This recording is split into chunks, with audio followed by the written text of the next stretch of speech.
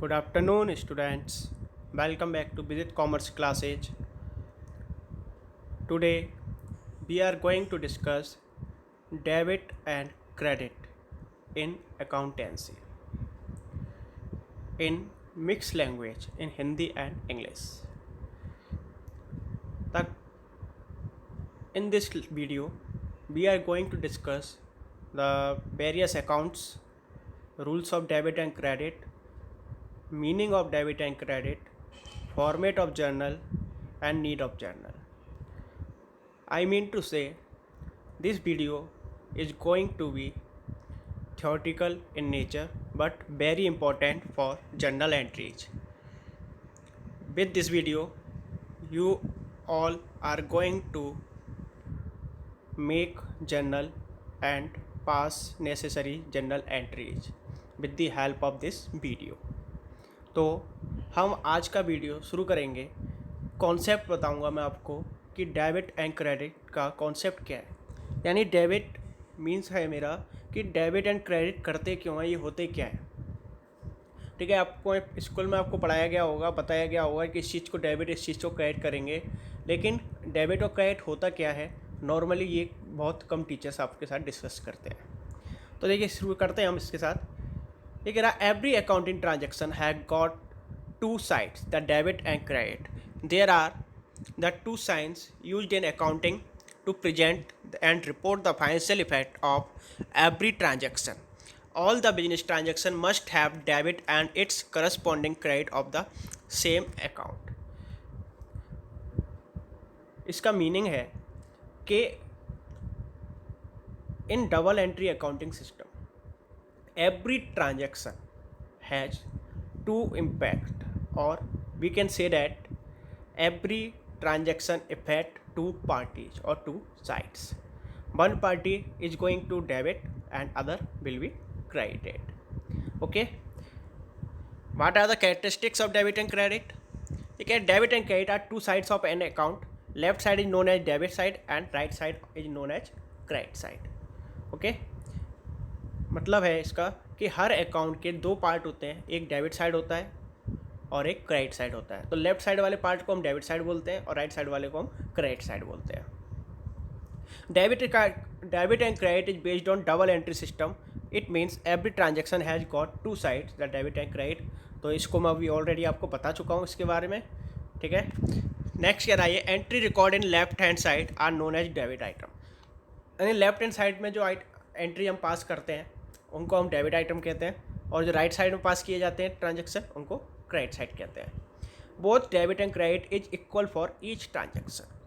यानी कहने का यहाँ पे मतलब है कि डेबिट और क्रेडिट साइड का जो टोटल होगा वो किसी भी ट्रांजेक्शन के लिए कोई भी जनरल एंट्री हम जो करेंगे उसका दोनों साइड में डेबिट भी उतनी अमाउंट से होना है तो क्रेडिट भी उस सेम अमाउंट से ही होगा. ऐसा कभी पॉसिबल नहीं है कि डेबिट कम अमाउंट से हो और क्रेडिट ज़्यादा अमाउंट से हो या इसका उल्टा हो. ठीक है, तो अकाउंट क्या होता है? हम कहते हैं ना types of account, nominal account, real account, personal account जैसे बोलते हैं हम. तो अकाउंट होता क्या है इसके बारे में हम डिस्कस करेंगे अब. ये कह रहा है account according to the Carter. Carter नाम के एक फाइनेंशियल स्कॉलर हुए हैं, इन्होंने क्या बोला है अकाउंट के लिए? An account is a ledger record in a summarized form of all the transaction that have taken place with the particular person or things specified. यानी जो अकाउंट होता है वो एक तरह का लेजर होता है जो कि एक तरह का उन ट्रांजेक्शन्स के लिए समराइज्ड फॉर्मेट में बनाया जाता है जहाँ पर सेम जो एक थिंग से रिलेटेड हो या पर्सन से रिलेटेड हो, उनसे रिलेटेड जितनी भी चीज़ें होती हैं, ट्रांजेक्शन होते हैं, उन सबको शो करने वाला जो डॉक्यूमेंट बनाया जाता है, स्टेटमेंट बनाया जाता है या लेजर बनाया जाता है, उसको हम अकाउंट बोलेंगे. Account is record of business transaction related to a particular person. और जैसा मैं आपको बता चुका हूँ वही वाली बात यहाँ पे कह रहा है, तो ये इंपॉर्टेंट नहीं है इतना. ठीक है, इसके बाद ये क्या कह रहा है? Conventional approach toward debit and credit. इसको आप रहने दीजिए, इसका आपसे कोई लेना देना नहीं है. मेन चीज़ बताऊँगा आपको, इसमें ज़्यादा हम आपका टाइम ख़राब नहीं करेंगे. अब यहाँ से हमारा मेन टॉपिक शुरू होता है जो आपकी बुक्स में डिटेल में बताया गया और टीचर्स भी आपके बताते हैं. टाइप्स ऑफ अकाउंट, या हम कह सकते हैं classification of accounts. There are three types of accounts. First one is personal account, second one is real account and third one is nominal account. Personal account के लिए कह रहा है ये accounts recording transaction relating to individual of firm और company are known as personal account. यानी कहने का मतलब ये पर्सनल अकाउंट में हम उन अकाउंट्स को शामिल करते हैं या इंक्लूड करते हैं जो कि किसी पर्सन, इंडिविजुअल से या किसी फर्म या किसी ऑर्गेनाइजेशन या कंपनी के नाम से होते हैं। यानी अगर इसको हम सिंपल वर्ड में बोलें कि पर्सनल अकाउंट में हम उन सभी को शामिल कर सकते हैं जिसका कोई नाम हो। जैसे सबसे पहला मेरा नाम अंकित है, अंकित अग्रवाल, तो मेरे नाम से जो अकाउंट बनेगा वो पर्सनल अकाउंट होगा। मेरी कोचिंग है विदित कॉमर्स क्लासेज, वो भी एक नाम है, फर्म है तो उसका कोई नाम है तो वो भी पर्सनल अकाउंट होगा। स्टेट बैंक ऑफ इंडिया है, वो बैंक का नाम है तो वो एक ऑर्गेनाइजेशन है तो उसका भी नाम है। तो यानी कोई भी फर्म, ऑर्गेनाइजेशन, कंपनी, इंसान, किसी का भी अगर हमने कोई अलग से नाम दिया हुआ है उसकी पहचान के लिए, ठीक है, तो उसे हम पर्सनल अकाउंट बोलेंगे। ठीक है, जैसे आप सबका कोई नाम है तो आप सभी पर्सनल अकाउंट है। Second one is real account. Real account is also known as property account और we can say that assets account. In this account we includes all type of assets.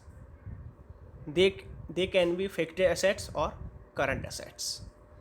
Okay, like cash, machine, building, furniture, debtors, stock, goodwill, etc. यानी real account में हम केवल assets को include करते हैं।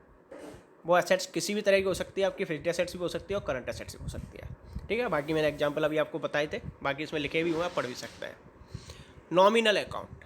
Nominal account के अंदर हम केवल और केवल हमारे जितने भी expenses, losses, income, gains, profit, इनसे रिलेटेड जो भी आपके अकाउंट बनेंगे उनको हम कहेंगे नॉमिनल अकाउंट। लाइक सैलरी एक एक्सपेंस है तो वो नॉमिनल अकाउंट है। ठीक है, डेप्रिसिएशन एक नुकसान है, वो हमारा नॉमिनल अकाउंट है। इस तरह से हमारे हम कह सकते हैं ये these are all right. Bad डेप्ट है, ये वेजेज है, कोई भी खर्चा यानी कोई भी एक्सपेंस, कोई भी इनकम हो, लॉस हो, वो सब नॉमिनल अकाउंट का पार्ट है। अब हम इनकी बात करें कि इनके रूल्स क्या होते हैं। रूल होते हैं आपको 3 अकाउंट्स में। तो देखिए दोनों तरह से हम बात करेंगे यहाँ पे, क्लासिफिकेशन पे करेंगे, मॉडर्न और अमेरिकन अप्रोच भी बताऊँगा इनके आपको मैं। तो देखिए इनको मैं थोड़ा सा आपके लिए जूम कर देता हूँ, आप चाहें तो इनका स्क्रीनशॉट भी ले सकते हैं। ठीक है, तो देखिए सबसे पहला है आपका पर्सनल अकाउंट। पर्सनल अकाउंट अगर हमारी किसी ट्रांजैक्शन में दोनों ही कोई पर्सन का नाम आ रहा है किसी भी ट्रांजैक्शन में, जैसे फॉर एग्जांपल हम बात करें कि कैश रिसीव्ड फ्रॉम मोहन। ठीक है, तो मोहन क्या है, नाम आ रहा है किसी का, तो पर्सनल अकाउंट है। तो देखिए पर्सनल अकाउंट के लिए हमें ये देखना है कि उसके लिए रूल क्या है, किसको डेबिट करेंगे, किसको क्रेडिट करेंगे। तो देखिए कैश मिल रहा है वो तो हमारी असेट्स है, तो आपको पहचानना आना चाहिए कौन सी चीज़ किसकी है। तो कैश रिसीव फ्रॉम मोहन है तो मोहन हमारा पर्सनल है, लेकिन कैश क्या है, हमारी असेट्स है, यानी वो रियल अकाउंट है, और मोहन पर्सनल अकाउंट है। तो हमें केवल इसमें हम पर्सनल अकाउंट की बात कर रहे हैं तो मोहन की बात करेंगे। तो उसके लिए रूल क्या है, debit the receiver and credit the giver. अब आपको ट्रांजेक्शन में ये देखना है कि जो पर्सन आ रहा है वो रिसीवर की पोजीशन पर है या गिवर की पोजीशन पर है। तो अगर हमें कैश रिसीव्ड फ्रॉम मोहन कह रहा है वो, यानी मोहन से हमें कैश मिला, तो कैश लेने वाले तो हमें, तो हम अपना नाम तो अपनी बुक्स में लिखेंगे नहीं। तो मोहन किस पोजीशन पर है, आप कहोगे मोहन दे रहा है ना कैश, मोहन कैश दे रहा तभी तो हम ले रहे हैं, तो मोहन क्या है, गिवर है। तो मोहन क्या होना चाहिए एंट्री में आपकी में, वो क्रेडिट होना चाहिए। ठीक है, यानी अगर आप एंट्री में जिस पर्सन के बारे में बात कर रहे हैं उस पर्सन की हमें पोजीशन देखनी है कि उसकी पोजीशन क्या है। यानी अगर वो रिसीवर की पोजीशन में है तो आप उसे डेबिट कीजिए, और गिवर की पोजीशन में है तो आप उसे क्रेडिट कीजिए। इसके बाद हम बात करें रियल अकाउंट की। तो रियल अकाउंट का रूल होगा हमारा debit what comes in and credit what goes out. Real account में आपको मैंने बताया असेट्स होती हैं। ठीक है, तो असेट्स पे आपको पोजीशन देखनी है कि क्या कंडीशन है असेट्स की। असेट्स अगर आपके पास बिजनेस में आ रही है तो आप उसे डेबिट कीजिए, या अगर बिजनेस से जा रही है, बाहर जा रही है, या आप उसका पेमेंट कर रहे हो, कम हो रही है किसी तरह से, तो उसको हम क्या कहेंगे, क्रेडिट करेंगे आप उसे। तो एग्जांपल समझ लीजिए, अभी हमने मोहन वाली बात की थी कि कैश रिसीव्ड फ्रॉम मोहन, तो कैश हमारे बिजनेस में आ रही है ना, मोहन से मिल रही है, तो मोहन तो गिवर हो गया, तो मोहन को तो हम क्रेडिट कर रहे थे। अब कैश की बात कर रहे हैं, तो कैश क्या हमारा रियल अकाउंट है, क्योंकि असेट्स होती है कैश। आपने पढ़ा हुआ है, नहीं पढ़ा है तो आप बेसिक टर्म्स ऑफ अकाउंटिंग वाला मेरा वीडियो देखिए, उसमें आप क्लियर हो जाएंगी सारी चीज़ें।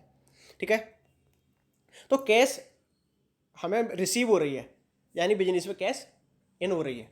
तो मैंने क्या बोला, debit what comes in, cash is coming, cash आ रही है ना बिजनेस में, तो उसको हम क्या करेंगे, डेबिट करेंगे। तो देखिए हमारी जनरल एंट्री यहीं से बन गई। हमें कैश का भी मालूम पड़ गया क्या करना, मोहन का भी मालूम पड़ गया। मोहन को हम क्रेडिट कर रहे थे और कैश डेबिट होनी चाहिए क्योंकि वो इन हो रही है।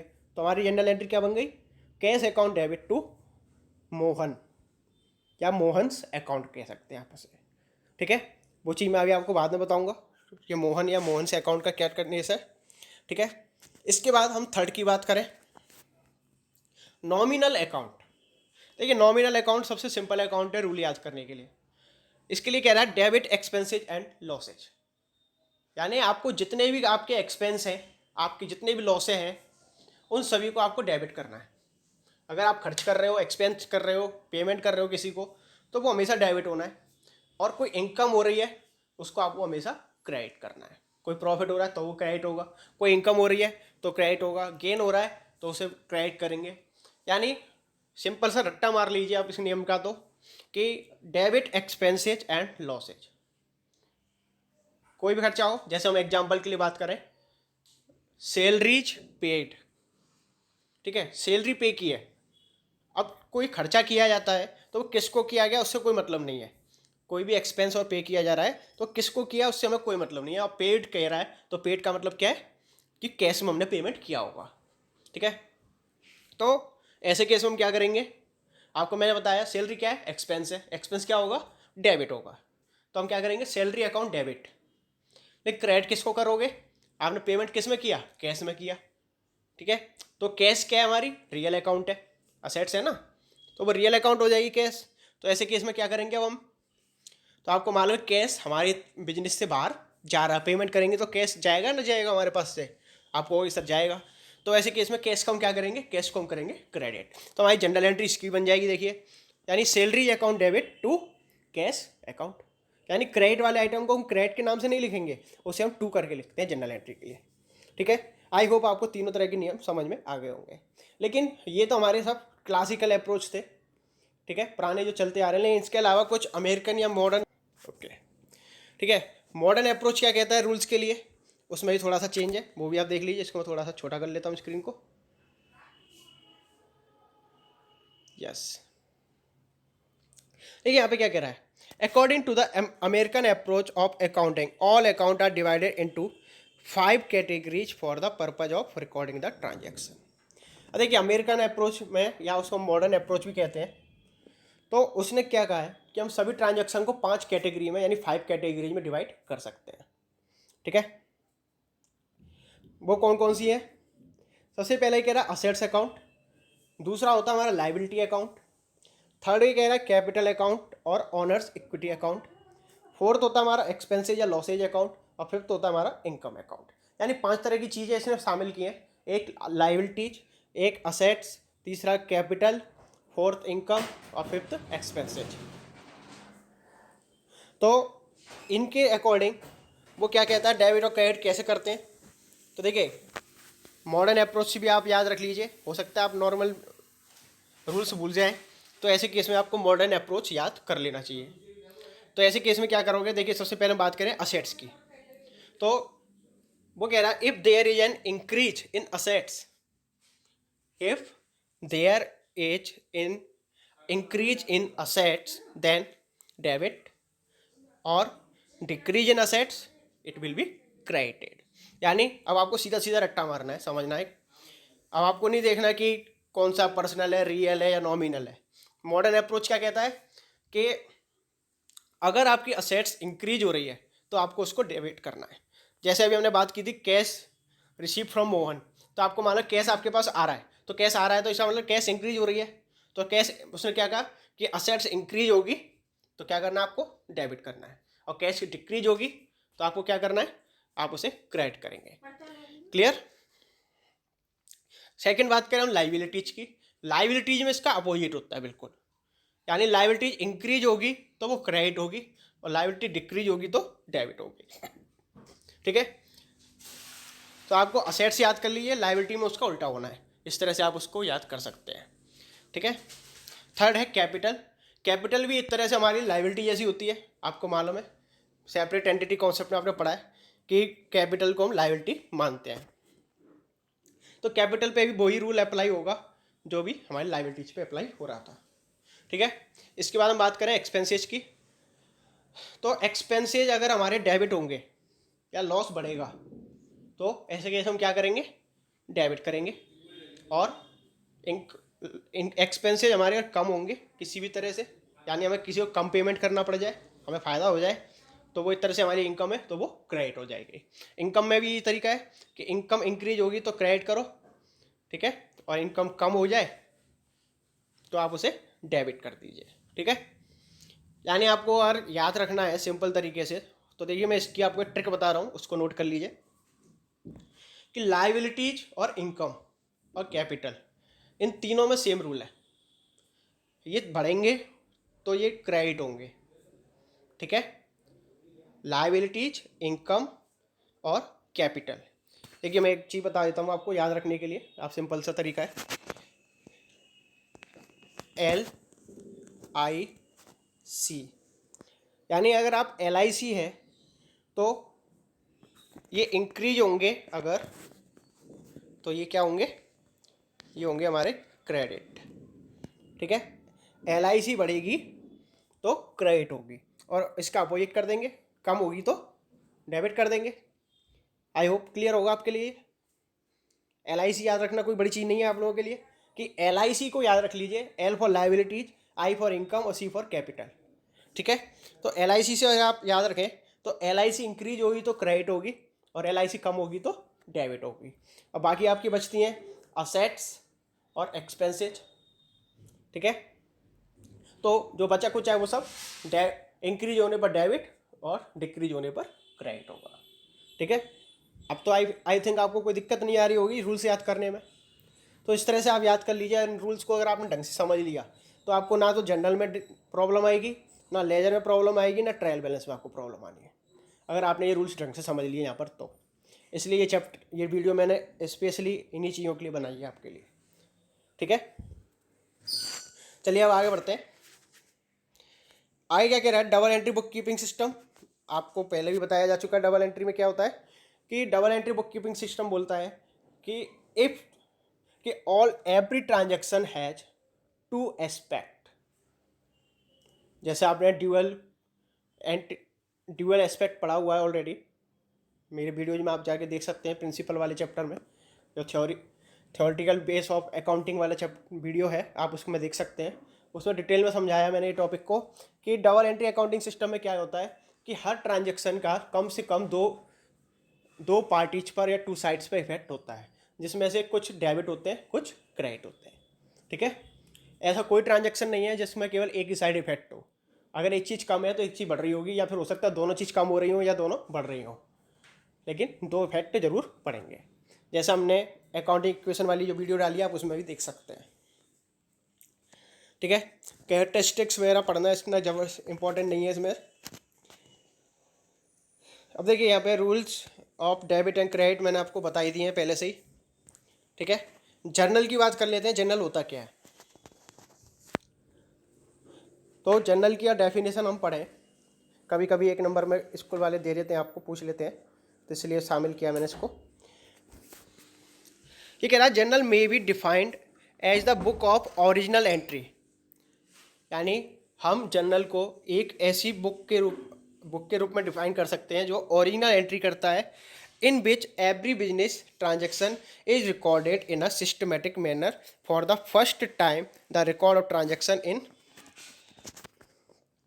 in journal is made in chronological order in order of date process of recording the transaction in journal known as journalizing। यानी जो कहने का मतलब ये है कि जर्नल एक ऐसी प्राइमरी बुक होती है जिसमें हम ओरिजिनल एंट्री करते हैं, जो कि उसकी डेट के अकॉर्डिंग क्रोनोलॉजिकल ऑर्डर में करते हैं। यानी जो ट्रांजेक्शन पहले होगा उसकी एंट्री पहले ही होगी, ठीक है। यानी हम ऐसा नहीं कर सकते कि पहले 1 अप्रैल की एंट्री बाद में करें, 5 अप्रैल की पहले कर दें, ऐसा हम नहीं कर सकते।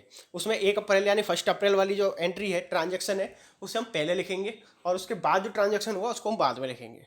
हाँ, इतना कर सकते हैं कि सेम डेट के ऊपर नीचे सुबह शाम वाली ट्रांजेक्शन है वो ऊपर नीचे हो जाए, वो कोई मैटर नहीं करता, लेकिन सेम डेट के ट्रांजेक्शन सेम डेट में लिखने हैं, आप अलग अलग डेट में नहीं लिखेंगे, ठीक है। तो इसका एक फॉर्मेट होता है, आप देख सकते हैं, आप चाहे तो इसका वो भी ले सकते हैं। इसमें 5 कॉलम होते हैं आपके जनरल के लिए, जिसमें हम कह सकते हैं पहला होता है डेट के लिए, अगर आपको क्वेश्चन में डेट दे रखी है तो आपको डेट लिखनी पड़ेगी। सेकंड है पर्टिकुलर, पर्टिकुलर वाला वो एरिया होता है जिसमें आपको उसकी जनरल एंट्री पास करनी है, डेबिट और क्रेडिट करनी है और नरेशन लिखना होता है। नरेशन क्या होता है? नरेशन में हम उस एंट्री, हमने वो एंट्री किस चीज़ के लिए की है उसको हम नैरेट फॉर्म में यानी ब्रीफ में लिखते हैं, ठीक है। वो मैं आपको इसके न्यूमेरिकल कराऊंगा तब मैं आपको समझा दूंगा, ठीक है। तीसरा होता है एलएफ। एलएफ का मतलब होता है लेजर फोलियो। लेजर फोलियो का मतलब होता है कि जर्नल की हेल्प से जब हम लेजर तैयार करते हैं, जब आपने अकाउंटिंग प्रोसेस पढ़ी होगी, ठीक है, तो उसमें आप देख लेना मेरी वीडियो में कि जनरल फोलियो नंबर जो है, जब हम रिकॉर्डिंग करने के बाद जब उसके समराइजिंग करते हैं, क्लासीफाई करते हैं उसको, तो उस प्रोसेस को हम कहते हैं लेजर। तो लेजर में जब हम जनरल एंट्री से रिलेटेड उसको एंट्री को ट्रांसफ़र करते हैं तो वो किस पेज नंबर पर है लेजर में, उस पेज नंबर को हम यहाँ पे इंक्लूड करते हैं। आप जब पढ़ेंगे आपको ये एलएफ वाले कॉलम में कुछ नहीं करना है, जो आपको ब्लैंक छोड़ देना है, लेकिन जब रियल में अकाउंटिंग की जाती है, मुनीम जी वगैरह जो होते हैं अकाउंटेंट होते हैं उनके द्वारा, तब इस पॉइंट कॉलम का इंपॉर्टेंस होता है, ठीक है। इसके बाद आपके 2 कॉलम भी बनेंगे अमाउंट के, एक डेबिट अमाउंट, दूसरा क्रेडिट अमाउंट। तो डेबिट जो चीज़, जब ट्रांजैक्शन हमने डेबिट किया है उस ट्रांजैक्शन एंट्री के सामने डेबिट वाली कॉलम में अमाउंट लिखी जाएगी, और जो चीज़ हमने 2 करके लिखी है उसको यानी क्रेडिट लिखा है उसकी अमाउंट क्रेडिट कॉलम में आएगी। और जनरल की एक यूनिकनेस है कि इसका दोनों साइड का टोटल हमेशा मैच होगा। अगर आपका दोनों साइड का डेबिट और क्रेडिट अमाउंट का टोटल मैच नहीं हो रहा है, इसका मतलब आपने कहीं पे एंट्री करने में गड़बड़ कर दी है या अमाउंट लिखने में आपने कोई गलती कर दी है, ठीक है। तो देखिए ये कुछ स्टेप्स हैं जनरलाइज करने के लिए, तो वो भी आपको समझा देता हूँ शॉर्ट में। पहले ही कह रहा है, at the time of preparing a journal at the first point we have to think is what is the increase or decrease of business in business assets, liabilities, proprietor capital, income and expenditure. यानी हम सबसे पहले हमें ये देखना पड़ेगा general entry करने से पहले कि इस ट्रांजैक्शन को हम जिसको लिख रहे हैं इस ट्रांजैक्शन का क्या इफेक्ट पड़ रहा है, कि कोई assets, liability, income, expenditure, capital इससे इंक्रीज हो रही है या डिक्रीज हो रही है। उसके अकॉर्डिंग ही फिर हमें तय करना होता है कि किसको हमें डेबिट करना है और किसको हमें क्रेडिट करना है, ठीक है। नेक्स्ट कह रहा है, after analysing the transaction is written in the journal in the first column of the data, sorry, in the first column of date, the year, month and date of transaction is written। यानी जो date वाला column है उस transaction वो transaction किस date को किया गया है उस डेट को हमें उसमें लिखना होता है विद डेट एंड ईयर। आप भले ही उसकी एंट्री आप 5 तारीख को कर रहे हैं, मान लीजिए कोई ट्रांजैक्शन 1 अप्रैल को हुआ है, लेकिन आप अकाउंटेंट ने उसकी जनरल एंट्री 5 अप्रैल को आके वो कर रहा है, लेकिन जनरल ट्रांजैक्शन जिस दिन हुआ है डेट वही डालनी पड़ेगी। आप भले करें कभी भी एंट्री, हो सकता है वो कुछ दिन की इकट्ठी कर दे, तो डेट उसी दिन की डाली जाएगी जिस दिन वो ट्रांजैक्शन आपका हुआ होगा, ठीक है, यानी 1 अप्रैल ही आएगी। इसके बाद in journal write the transaction of debit side in the column of particular being to write from near the middle line of the date column and particular column, in particular column which amount has debit amount write against date and write its amount in the column of debit amount. तो जैसा ही मैंने आपको बताया कि particular में हम general entry पास करते हैं, तो डेबिट जिसके सामने लिखा है उसे ठीक सामने हमें डेबिट कॉलम में अमाउंट लिखनी है, और जिसको हमने क्रेडिट किया है उस क्रेडिट के सामने क्रेडिट कॉलम में उसकी अमाउंट लिखनी है, ऊपर नीचे नहीं करनी है, ठीक सामने होनी चाहिए, ठीक है। तो और जैसा मैंने आपको बताया जो जिस चीज़ को हम क्रेडिट करते हैं उस चीज़ में क्रेडिट शब्द नहीं लिखेंगे, डेबिट के सामने तो हम डेबिट लिखते हैं, जैसे मैंने आपको बोला था कि cash account debit to Mohan, लेकिन क्रेडिट वाली चीज़ को हम टू करके लिखते हैं, क्रेडिट शब्द यूज नहीं करेंगे, ठीक है। और ये कह रहा है to write all the detail of transaction below the transaction in the particular column, so the debit और credit can be understand easily. और ये कह रहा है कि किस चीज़ के लिए आपने वो एंट्री की है उसके नीचे पर्टिकुलर कॉलम में ही आपको उसके बारे में लिख देना होता है, जिसको हम कहते हैं नरेशन। ठीक है, कि आपने वो एंट्री किस लिए की है। जैसे अभी मैंने कहा कैश रिसीव फ्रॉम मोहन, इसी एंट्री से समझते हैं। तो हमने जनरल एंट्री लिखी थी, उसमें cash account debit to Mohan. ठीक है, अब किसी को क्या मालूम पड़ेगा कि आपने वो एंट्री किस लिए की है, तो उसके लिए हमें नीचे लिख देना होता है for amount receive from Mohan या कैश रिसीव फ्रॉम मोहन। तो उससे क्या है, नरेशन से समझ में आ जाता है कि वो जनरल एंट्री किसके लिए पास हुई है, तो उसके नरेशन लिखना भी कंपलसरी होता है। ठीक है, एडवांटेज ऑफ जनरल और डिसएडवांटेज या लिमिटेशन इनको हम छोड़ देते हैं। इसमें इंपॉर्टेंस चीज़ आपके लिए जो थ्योरी में अक्सर पूछा जाता है, ट्रेड डिस्काउंट और कैश डिस्काउंट। ठीक है, ये जनरल एंट्री में बहुत परेशान करने वाला है आपको, ट्रेड डिस्काउंट और कैश डिस्काउंट। इसको आप थोड़ा ढंग से समझ लें, एक बार में समझ में ना आए तो बैक करके दोबारा समझें। ठीक है, और स्क्रीनशॉट ले लीजिए इसका आप चाहे तो देखिए यहाँ पे क्या कह रहा है, पहले आप इनका मतलब समझ लीजिए, फिर मैं आपको डिफरेंस बताता हूँ। ट्रेड डिस्काउंट का मतलब होता है जब कोई सेलर यानी बेचने वाला जो भी होता है, व्यापारी होता है, दुकानदार होता है, वो अपनी तरफ से कोई ऑफर दे रहा होता है कि इतने % हम आपको डिस्काउंट दे रहे हैं, आप आके हमारी चीज़ खरीद लीजिए। जैसे सेल में होता है कि 20% ऑफ, 50% ऑफ, इस तरह सेल जो लिखी जाती है, यानी वो क्या है, अपने बिजनेस को बढ़ाने के लिए जो सेलर के द्वारा जो डिस्काउंट दिया जाता है उसको हम कहते हैं ट्रेड डिस्काउंट। यहाँ पे कंज्यूमर ने कोई उससे बार्गेनिंग नहीं की है। ठीक है, तो ऐसे केस में क्या है, इसको हम कहेंगे ट्रेड डिस्काउंट। जब सामने से ट्रेड सेलर अपने बिजनेस को बढ़ाने के लिए या कस्टमर को बढ़ाने के लिए या सेल को बढ़ाने के लिए जो सामने से डिस्काउंट ऑफर करता है उसको हम कहते हैं ट्रेड डिस्काउंट। ठीक है, कैश डिस्काउंट क्या होता है, किसी से कैश जल्दी लेने के लिए, कैश कलेक्शन करने के लिए। आपको मालूम है सेल उधार भी होती है और कैश में भी होती है। तो कई बार क्या होता है, कैश हमें चाहिए लेकिन सामने वाली पार्टी कहती है नहीं भाई साहब उधार परचेज करना है हमें, तो यानी क्रेडिट पे परचेज करना है। तो ऐसे केस में मुझे उससे कैश लेना है, तो मैं क्या करूँगा कि भाई 100-200 रुपये कम दे दे लेकिन अभी दे जा, कहते हैं कि नहीं। तो ऐसे केस में जब कैश लेने के लिए हम एक एक्स्ट्रा डिस्काउंट देते हैं ट्रेड डिस्काउंट के अलावा, तो उसको हम क्या कहते हैं, उसको हम कहते हैं कैश डिस्काउंट। ठीक है, जैसे मैंने आपको अकाउंटिंग इक्वेशन वाले चैप्टर में बताया था कि किसी से हमें लेने 25,000 लेकिन उससे मिले फुल सेटलमेंट में 24,000, तो वो 1,000 क्या हो गया, हमने उसको डिस्काउंट ही तो दे दिया। तो डिस्काउंट जो दिया हमने उसी को हम कैश डिस्काउंट बोलते हैं। ठीक है, आई होप आपको इसका मीनिंग समझ में आ गया होगा। अब इनके डिफरेंस समझ लीजिए, अक्सर ये पूछ लिया जाता है 3 या 4 मार्क के क्वेश्चन में। तो देखिए ट्रेड डिस्काउंट में पहला क्या है, it is allowed if a certain quantity is purchased. यानी ट्रेड डिस्काउंट किसी पर्टिकुलर की इतनी क्वांटिटी आप खरीदते हो तो आपको इतना डिस्काउंट दे दिया जाएगा, तो इस सेलर की तरफ से ऑफर होता है। ठीक है, लेकिन कैश डिस्काउंट क्या है, it is allowed if payment is made with in certain period. यानी कैश डिस्काउंट कब दिया जाता है, जब जितना वो पीरियड ऑफर कर रहा है कि आप इतने टाइम में पेमेंट कर देते हो तो आपको इतने % हम एक्स्ट्रा डिस्काउंट देंगे। ठीक है, next trade discount, it is allowed to increase the sales. यानी ट्रेड डिस्काउंट जो दिया जाता है वो सेल को बढ़ाने के लिए होता है। लेकिन कैश डिस्काउंट क्या होता है, ये कह रहा है to get prompt payment from customer. तो ये प्रॉम्प्ट पेमेंट का मतलब होता है कि जल्दी पेमेंट लेने के लिए, कस्टमर टाले नहीं। तो कस्टमर को लगेगा मुझे फ़ायदा हो रहा है तो पेमेंट अभी कर दो, तो इससे जल्दी पेमेंट लेने के लिए कैश डिस्काउंट दिया जाता है। Third, it is deducted from the invoice itself. यानी जब ट्रेड डिस्काउंट ऑफर किया जाता है तो उसका जब हम बिल बनाते हैं सेल का, तो उस बिल में ही ऑलरेडी हम उस अमाउंट को लेस कर देते हैं, उसके बाद उस बिल को बनाते हैं। जैसे किसी चीज़ पे लिखा हुआ प्राइस है, लिस्टेड प्राइस है 20,000 का, लेकिन हमने ऑफर किया हुआ है सेलर ने 20% ऑफ, तो हम ऑलरेडी 20,000 में से 20% माइनस कर देंगे। तो 20,000 का 20% जैसे 4,000 होता है, तो 4,000 माइनस करेंगे 20,000 में से बचेगा हमारा 16,000। ठीक है, यानी 16,000 बचेंगे। तो 16,000 के हिसाब से ही बिल बनाया जाएगा, यानी बिल में 20,000 दिखाया ही नहीं जाएगा, ना ट्रेड डिस्काउंट को दिखाया जाएगा। ठीक है, जनरल एंट्री में भी ट्रेड डिस्काउंट के लिए एंट्री नहीं होती, उसको सीधा लेस कर दिया जाता है अमाउंट में से। लेकिन ये कह रहा है कि कैश डिस्काउंट जो होती है वो अलग से बिल में बनाई जाती है। ठीक है, बिल तो पूरी अमाउंट का बनता है, लेकिन फाइनल जब पेमेंट कर रहा होता है कस्टमर, तब उसको कैश डिस्काउंट देते हैं। इसको बिल में से माइनस नहीं किया जाता।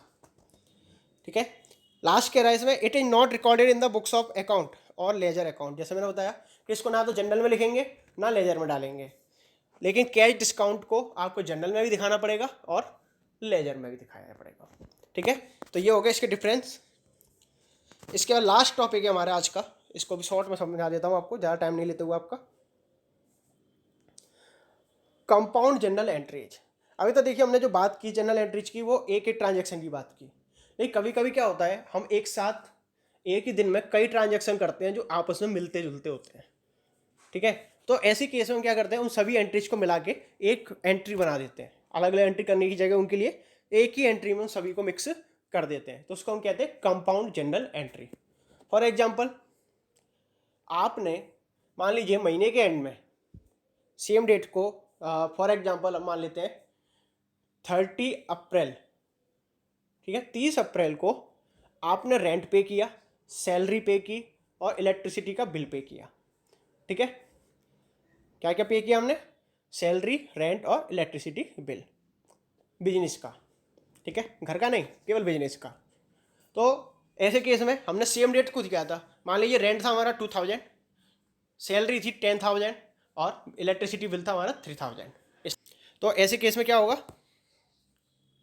तो हम चाहें तो इनके लिए एंट्री कर सकते हैं, rent account debit to cash account, salary account debit to cash account, या electricity charges account debit to cash account. हम चाहें तो तीनों एंट्री अलग अलग कर सकते हैं सेम डेट में, लेकिन अलग अलग एंट्री करने की बजाय जब तीनों में कुछ कॉमन है, आपने देखा होगा क्या कॉमन है, तीनों में कैश अकाउंट क्रेडिट हो रहा है। तो जब किसी एंट्री में कुछ कॉमन हो, डेबिट साइड या क्रेडिट साइड कॉमन हो सभी एंट्रियों में, लेकिन यहाँ पे ध्यान रखना है डेट सेम होनी चाहिए। अगर डेट अलग अलग है उनकी तो आप उनको कंपाउंड नहीं कर सकते। ठीक है, लेकिन सेम डेट है, 30 अप्रैल को ही हो रहे हैं और उनकी साइड भी कोई कॉमन है तो उनको हम कंबाइन कर सकते हैं। तो हम क्या एंट्री कर देंगे कंपाउंड एंट्री में, जो जो चीज़ खर्चे हैं उन सभी को अलग अलग डेबिट करेंगे। जैसे हम एंट्री क्या बनाएंगे इसकी, rent account debit, salaries account debit, electricity charges account debit. यानी जरूरी नहीं है कि डेबिट साइड में एक ही चीज़ आएगी या क्रेडिट साइड में एक ही चीज़ आएगी, आप कितनी भी चीज़ों को एक साथ डेबिट कर सकते हैं। ठीक है, और टू कैश अकाउंट, तीनों की टोटल अमाउंट से। ठीक है, जैसे मैंने आपको बताया रेंट अकाउंट डेबिट के सामने डेबिट अमाउंट के डेबिट वाले कॉलम में हम लिखेंगे 2000, सैलरी अकाउंट डेबिट के सामने वाले डेबिट वाले कॉलम में लिखेंगे हम 10,000, इलेक्ट्रिसिटी चार्जेज डेबिट जो हमने किया है उसके सामने 3000 लिखेंगे डेबिट साइड में। आपको ये सारे डेबिट में आ गए। तो क्रेडिट किया हमने किसको, कैश अकाउंट को, तो कैश में इन तीनों का टोटल हो जाएगा 15,000, तो कैश को हम इन तीनों के टोटल से हम क्रेडिट कर देंगे। अगर आपको दिक्कत है तो आप इनकी अलग अलग एंट्री भी कर सकते हैं, लेकिन आपको अलग से बोला गया है कि आपको कंपाउंड एंट्री ही करनी है, तब आप अलग से नहीं कर सकते। ठीक है, तो इस चैप्टर के लिए इतना ही। अगले वीडियो में मैं आप लोगों के लिए जनरल एंट्री की न्यूमेरिकल्स लेके आने वाला हूँ। आपको सिंपल से कठिन तक नॉर्मली मैं आपको क्वेश्चन कराता हूँ, वो आपके एनसीईआरटी में आए हुए क्वेश्चन है, एनसीईआरटी की बुक से क्वेश्चन उठाता हूँ। ठीक है, क्योंकि ज़्यादातर एनसीईआरटी में क्वेश्चन जो होते हैं वो पूरी बुक के अकॉर्डिंग होते हैं, आप किसी भी राइटर की बुक्स पढ़ सकते हैं। एनसीईआरटी के क्वेश्चन अगर आपने ढंग से कर लिए, अच्छे से कर लिए हैं, तो आपको उन बुक्स के क्वेश्चन को करने में ज़्यादा प्रॉब्लम नहीं होगी। ठीक है, तो अगर आप लोगों को ये मेरा वीडियो अच्छा लगा हो तो इसको लाइक करें, दोस्तों के साथ या क्लासमेट्स के साथ शेयर करें, और चैनल अभी तक सब्सक्राइब नहीं किया है तो सब्सक्राइब कर लें, और साथ में जो बेल आइकॉन आती है उसमें ऑल वाले ऑप्शन को आप सिलेक्ट कर लें, ताकि जब भी मैं आपको नेक्स्ट वीडियो अवेलेबल कराऊँ वीडियो को आपके पास नोटिफिकेशन तुरंत मिल जाए। ठीक है, thank you and that's all for today.